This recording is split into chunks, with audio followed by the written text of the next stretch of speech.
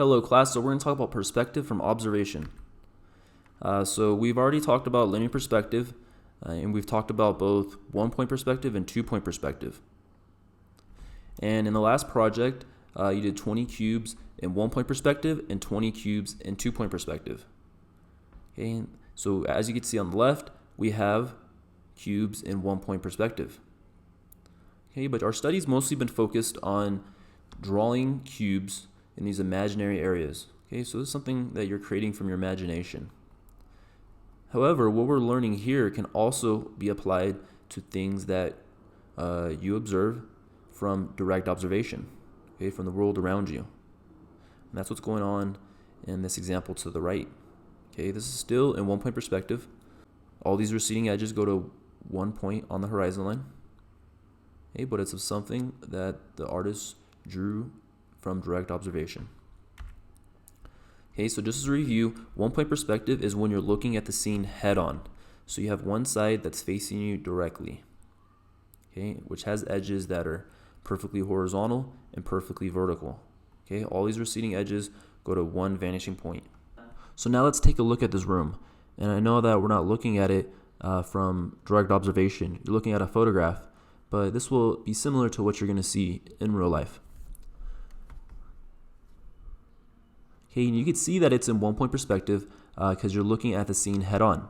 So we have sides here that are facing us, okay, and these edges are perfectly vertical and perfectly horizontal, okay, and we have a rectangle here which has perfectly vertical and perfectly horizontal edges. Now this edge right here is not necessarily perfectly horizontal, but really it should be. And sometimes the farther they get out from the center, the more distortion there may be because of the camera lens. Okay, and as you can see, if you follow the receding edges, you're going to land on one vanishing point. Okay, and by following these receding edges, we're able to find the horizon line. Okay, because we find the vanishing point, and once we find a vanishing point, you know where the horizon line's at. So if you draw in this front side, okay, as well as this back edge, then you can see that you're left with a cube that's in 1-point perspective. The same goes for this side. And this also applies to scenes that you could find outside.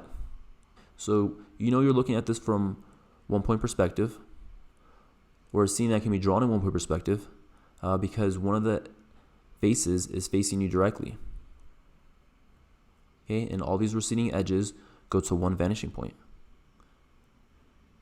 Okay, and by finding that vanishing point, you find the horizon line.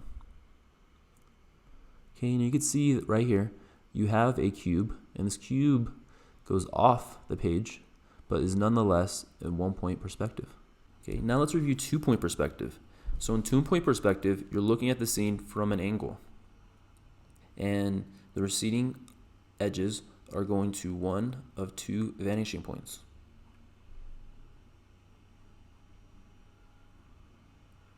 Okay, and the vertical edges are perfectly vertical. Okay, so let's look at this scene.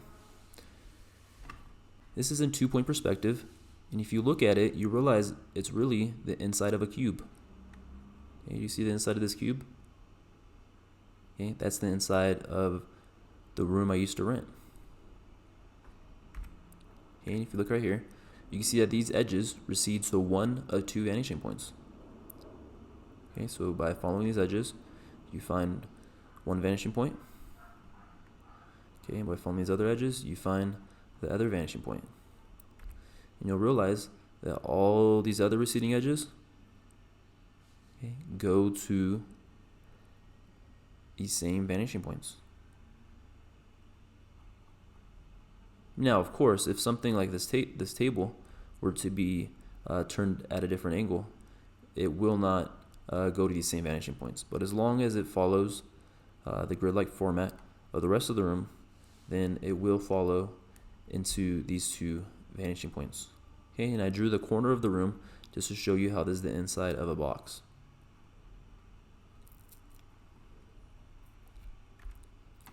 Two-point perspective also applies to buildings that you see from the outside. Okay, as long as you're looking at them from an angle.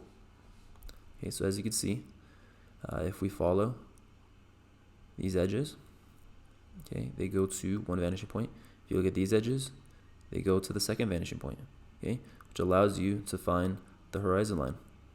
Okay, and here's the front edge of what can be simplified into a cube in 2-point perspective. Okay, so what I wanted to show you here is how your understanding of drawing cubes can be used to help you draw spaces that are rectilinear from direct observation. And I'm going to show you how to do that in practice in the next couple of videos.